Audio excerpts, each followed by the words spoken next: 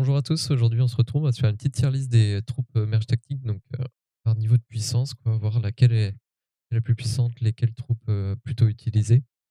Je vais me baser là sur le niveau de la carte, la puissance de la carte en fonction de son coût, et également sa synergie dans les différentes compositions, les bonus qu'elle apporte, etc. On va commencer à droite avec le petit gobelin à lance. Alors le petit gobelin à lance, en soi il est très peu puissant. Très sympa en début de partie pour obtenir des petits gobelins, mais sinon je trouve pas qu'il est si top. Je vais le mettre en C. On aime bien l'avoir en premier round, deuxième round et après il est un peu has-been. Le roi squelette pour moi il est vraiment pas top. Est-ce que de là à dire que, c'est une troupe qui vaut D? Ouais quand même, hein. Il va dans aucune bonne synergie de fin de game, c'est pas terrible. Hem Ensuite, on se retrouve sur le fantôme. Le fantôme, alors il est dans Assassin, qui est sympa. Hem, je le mettrais en B. En B, il est pas mal. Plutôt fort en début de game pour pas perdre de points de vie. Et dans Assassin, c'est pas si mal. Globalement, pour moi, c'est du B. Tac. La princesse, qui fait quand même de beaux dégâts de zone, qui est dans les rangers là. Donc avec l'archère et le gobelin Servacan. B, A. Si je pouvais, je la mettrais entre les deux. Hem Toute seule, elle fait quand même de bons dégâts. Ouais, je vais le mettre en A, mais possiblement elle pourra bouger. Le chevalier, je dirais du C. Pas une des pires cartes, mais elle est pas top quand même. Hem, le PK, le chevalier, oui, il va dans le noble, mais le noble, on l'utilise peu en fin de partie, le chevalier quand même. PK, pas mal en début de game pour clean. Mais dans les compos finales, pareil, il est pas top. Si je me fie au fantôme, je pense que je le mets au même stade. Je le mets au même stade. Oh, quoique, en dessous, non, c'est le méga chevalier en B, et il rentre dans une des compos les plus fortes de merge tactique. En solo, il est pas mal niveau 3, il est plutôt fort, il saute pas mal. Stone. Non, B, c'est pas si mal.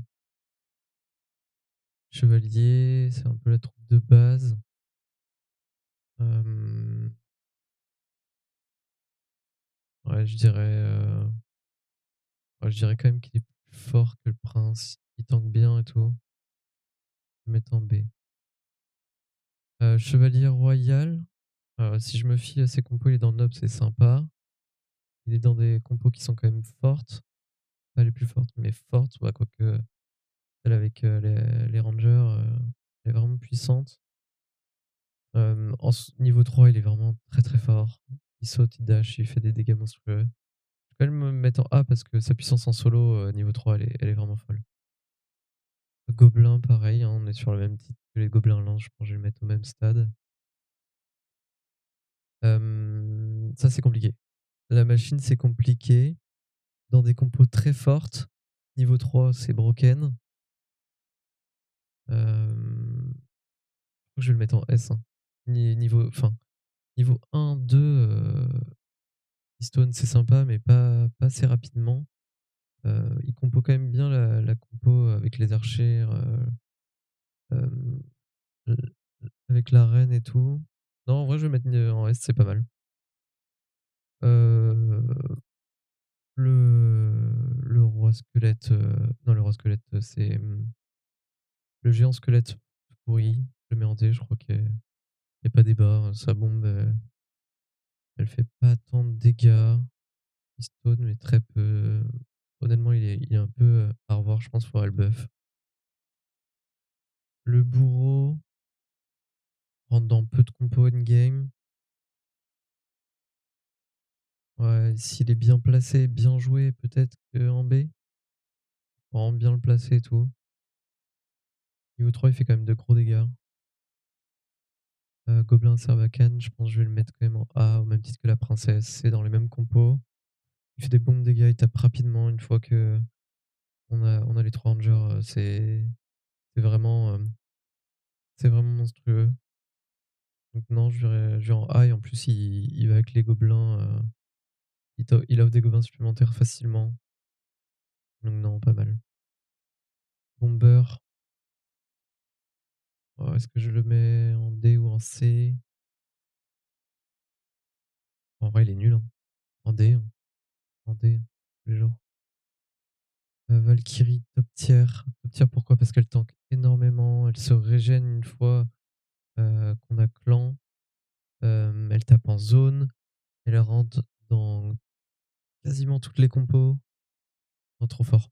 Trop, trop fort. S. S tier. Barbare,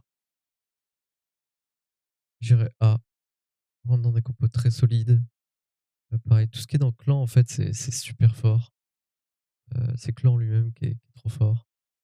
Donc non, A, en plus, c'est une troupe de 2 d'élixir qui tape quand même correctement, tank correctement. Non, en vrai, c'est top. A. La voleuse, rentre dans, une des meilleures compos aussi du jeu, hein, que j'ai présenté dans une précédente vidéo. Heu, Niveau 3, une des meilleures cartes du jeu. Je crois que c'est du S aussi. L'archère, et ben, contrairement à le, à la princesse, le gobelin Sarbacane, elle va aller en S parce qu'elle rentre dans plusieurs compos. Voilà, clan plus ranger, la vitesse d'attaque qu'elle a, c'est monstrueux. Elle est à l'arrière, elle est bien protégée, elle coûte que 2 d'élixir, très facilement la mettre niveau 3, donc top tier S. Et la dernière, la reine des archers, et elle sans surprise aussi, c'est S. Rien qu'à elle seule, elle carry des débuts de game. On commence à la frapper, elle se met invisible, ça bait les troupes, donc ils sont tapés pour rien. Dans ce temps-là, elle découpe, elle tape jusqu'à 3 unités à la fois au niveau 3, heu et avec des dégâts monstrueux. Certes, elle coûte cher, mais avec sa capacité, franchement, ça fait, une voire la meilleure carte du jeu. Donc, je pense qu'on n'est pas trop mal, je vais rien bouger. Je regarde un peu. Le bourreau, peut-être qu'il aurait été là quand même, mais je crois qu'on est pas mal. Bah, ce que je vous invite, c'est si vous avez aimé la vidéo déjà, n'hésitez pas à liker et vous abonner, et surtout si vous êtes pas d'accord ou si vous avez un avis différent, n'hésitez pas à le mettre en commentaire et on se retrouve pour la prochaine vidéo. Ciao.